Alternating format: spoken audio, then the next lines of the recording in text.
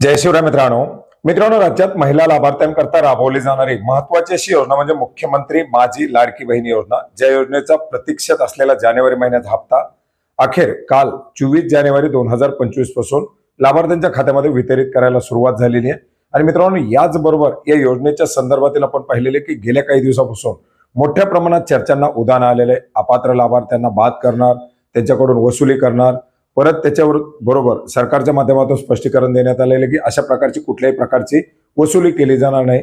आणि या पार्श्वभूमीवरती काही असे प्रश्न आहेत आणि काही अशी माहिती आहे जी आज आपण या व्हिडिओच्या माध्यमातून जाणून घेण्याचा प्रयत्न करणार आहोत। मित्रांनो, शासनाची कुठलीही योजना राबवली जात असताना याच्यामध्ये अर्ज करण्याचं प्रत्येकाला स्वातंत्र्य दिलेलं आहे।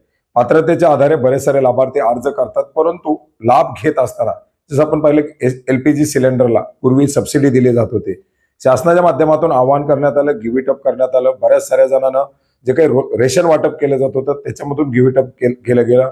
केरोसिनच्या सबसिडीज बंद करण्यात आल्या। अशाच प्रकारे आपण पाहिलं होतं की वेगवेगळे जे काही सबसिडीज मिळतात, जसं आता पीएम किसान मध्ये सुद्धा आपण पाहिलेलं की व्हॉलंटरी सरेंडरचे ऑप्शन देण्यात आले। बऱ्याच साऱ्या स्कॉलरशिपच्या योजना आहेत त्याच्यामध्ये सुद्धा गिव्ह इट अप, व्हॉलंटरी सरेंडरचे ऑप्शन देण्यात आलेले आहेत, जेणेकरून एखाद्या योजनेमध्ये जर एखादा लाभार्थी अपात्र असेल किंवा त्या लाभार्थ्याला वाटत असेल की आपल्याला या योजनेचा लाभ घ्यायचा नाहीये, तर अशा लाभार्थ्याला या योजनेमधून बाहेर निघण्याची देण्यात आलेली मुभा म्हणजे व्हॉलंटरी सरेंडर किंवा गिव्ह इट अप।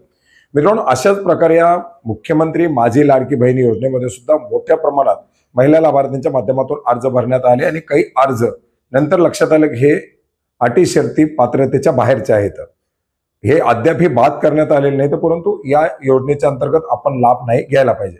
आणि अशा प्रकारच्या विविध लक्षात आलेले जे काही महिला लाभार्थी आहेत, अशा महिला लाभार्थ्यांच्या माध्यमातून आपापल्या स्तरावरती तालुका लेवलला असेल, ग्रामपंचायत लेवलला असेल, आपला हा लाभ बंद करण्याच्या संदर्भातील मागणी केलेली आहे।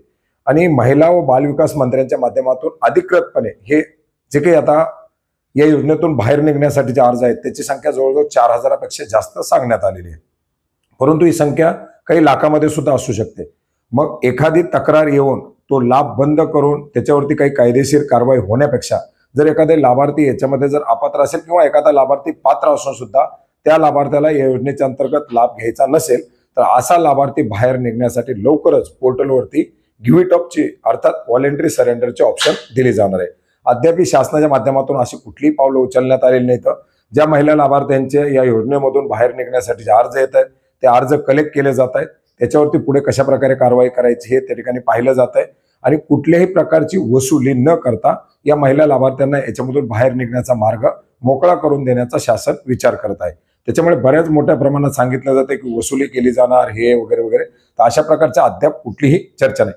मात्र जर एखादी अशी घटना असेल, जसं आपण पाहिलेले की आता मुंबईमध्ये बांगलादेशी महिलांचे सुद्धा मुख्यमंत्री माझी लाडकी बहीण योजनेमध्ये अर्ज सापडलेले आहेत, काही ठिकाणी चुकीच्या पद्धतीने त्याचे लाभ घेण्यात आलेले आहेत।